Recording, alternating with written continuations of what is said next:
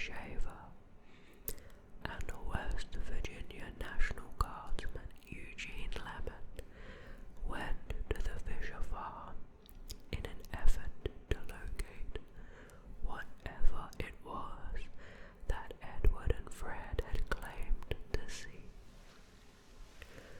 The group reached the top of a hill where Nunley said they saw a pulsing red light.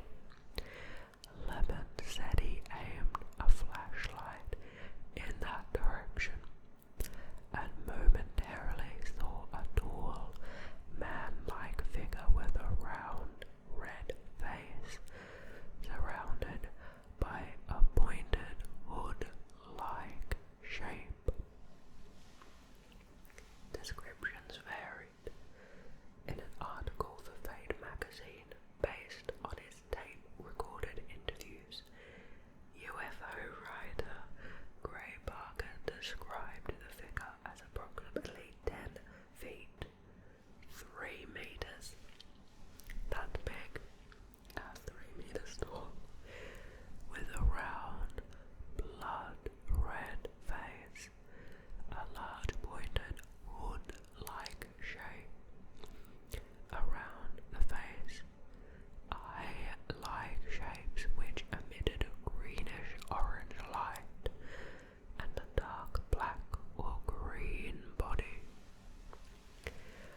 May described the figure as having small, claw-like hands, clothing like folds, and a head that resembled the ace of spades. Kind of like what I was talking about before, except I said Queen of Hearts. Well, whatever.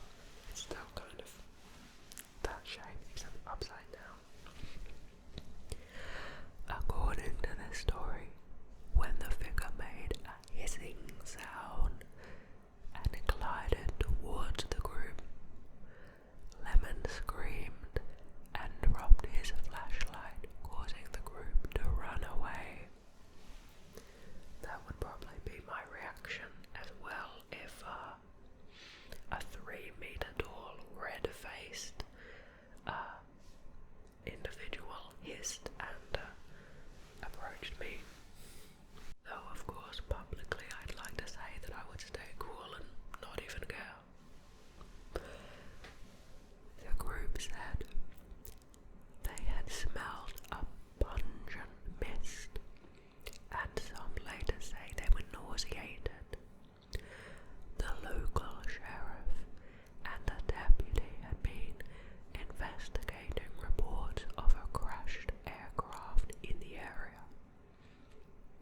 They searched the site of the reported monster but saw, heard and smelled nothing.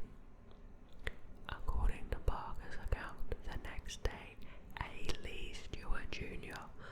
of the Braxton Democrat claimed to have discovered skid marks in the field and an odd gummy deposit, which was subsequently attributed by UFO enthusiast groups as evidence of a saucer landing. According to former news editor Holt Byrne, newspaper stories were carried throughout the country. Radio broadcasts were carried on large networks, and hundreds of phone calls were received from all parts of the country. The National Press Services rated the story number 11 for the year. Nice. A minister for Brooklyn came to question the May family. A Pittsburgh paper sent a special reporter. UFO and 14 writers like Gray Barker and Ivan T. Sanderson arrived to investigate. Now do conventional explanations. After investigating the case in 2000, Joe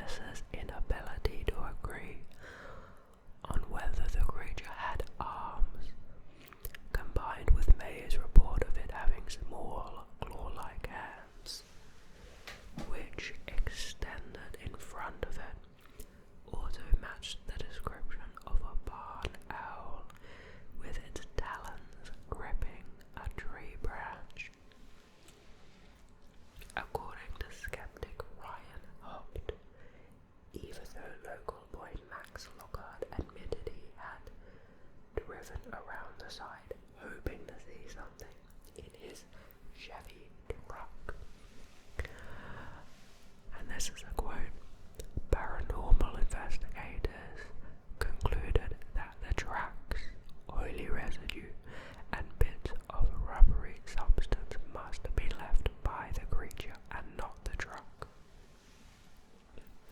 Haupt explains nausea reported by some of the witnesses as a symptom consistent with hysteria and over-exhaustion. Now let's look at its legacy.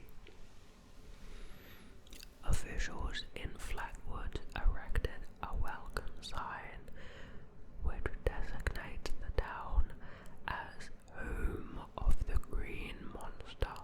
Located in the town of Sutton, the Braxton County seat, is the Flatwoods Monster Museum, which is dedicated to the legend. The Braxton County Convention and Visitors Bureau also built a series of 5 tall chairs in the shape of the monster to serve as landmarks and visitor attractions. The Bureau rewards visitors who photograph all 5 chairs with free Braxy stickers. That's cute. The legend of the Flatwoods Monster has also inspired media beyond West Virginia. The video games Fallout 76 and Everybody's Golf 4 contain references to the legend. I didn't know it was in Fallout.